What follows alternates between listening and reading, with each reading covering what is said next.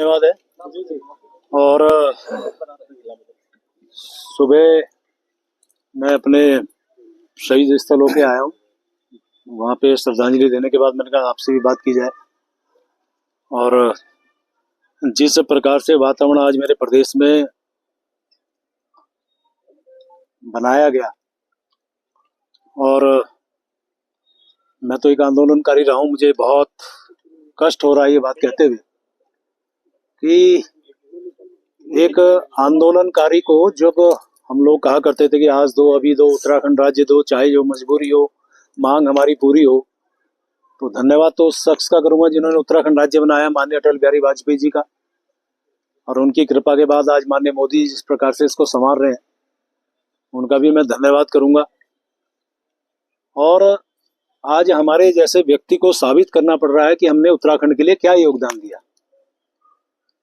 जब मैं डोयला रहता था तो आप सब जानते हैं कि उस समय जब आंदोलन ये चला, और आंदोलन में चाहे बाजार बंद करना रहा हो, चाहे ट्रैफिक जाम करना रहा हो, रेलवे जल्दी से उस टाइम उसको वो ट्रैफिक जाम नहीं कर सकते थे, लेकिन उसका भी किया, कॉलेज स्कूल बंद किए, जितना कुछ कर सकते थे हम लोग, रैली निकालना, ये सब करना, करते रहे। और मैं संक्षेप में बोलूँ क्योंकि लंबा विषय ना हो जाए, क्योंकि आपको भी कई जगह जाना होगा। और उसके बाद मुझे वो दिन भी ध्यान है कि जब मुजफ्फरनगर को हमें जाने के लिए कहा गया, सारे लोग मुजफ्फरनगर गए।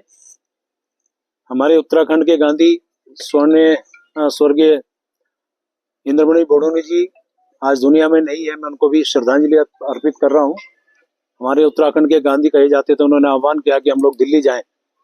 दिल्ली गया, और वहां पे जब ये पता चला कि मुजफ्फरनगर में घटना हुई है, और घटना भी आप जानिए कि गोलीबारी के साथ साथ हमारी मातृशक्ति के साथ कुछ घटनाएं और खराब हुई हैं, गलत हुई हैं, वो सुन के उस रैली के अंदर जब मैं था तो भीड़ बहुत थी और मैं असहज हो गया, मेरे से रहा नहीं गया।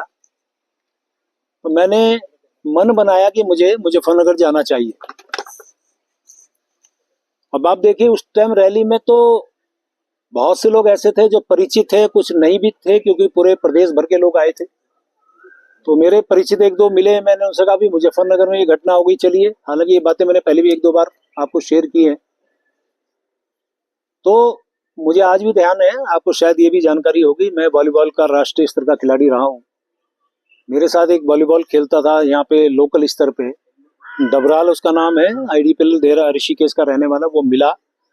मैंने उसे कहा, मैंने कहा डबराल, ऐसे डब्बू बोलते हैं प्यार में, मैंने कहा डब्बू ऐसे हो गया और वहां चलना है, कैसे जाएंगे? अरे मैंने देखते हैं, तो आए तो हम बस से थे। उसने मना किया, फिर एक दो और लोग मिले, उन्होंने मना किया, तो आखिर में मैंने निर्णय लिया कि मैं अकेला जाऊंगा। अब आप देखिए, ये बात समझने की है कि मुझे ये पता था कि वहां गोलियां चल रही है, मुझे ये पता था। प्यार आशीर्वाद हमारे उत्तराखंड को मिल रहा है, उनका भी बहुत धन्यवाद कर रहा हूँ। और इन सब बातों के बाद जो वातावरण मेरे प्रदेश का बनाया गया, मेरी इच्छा है मेरा प्रदेश आगे बढ़े।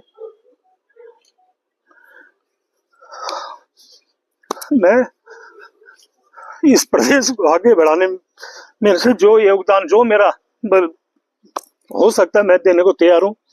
और इसलिए आज मैंने निर्णय लिया है, मैं अपने पद से त्याग पत्र लेने माननीय मुख्यमंत्री जी के पास जा रहा हूँ। बहुत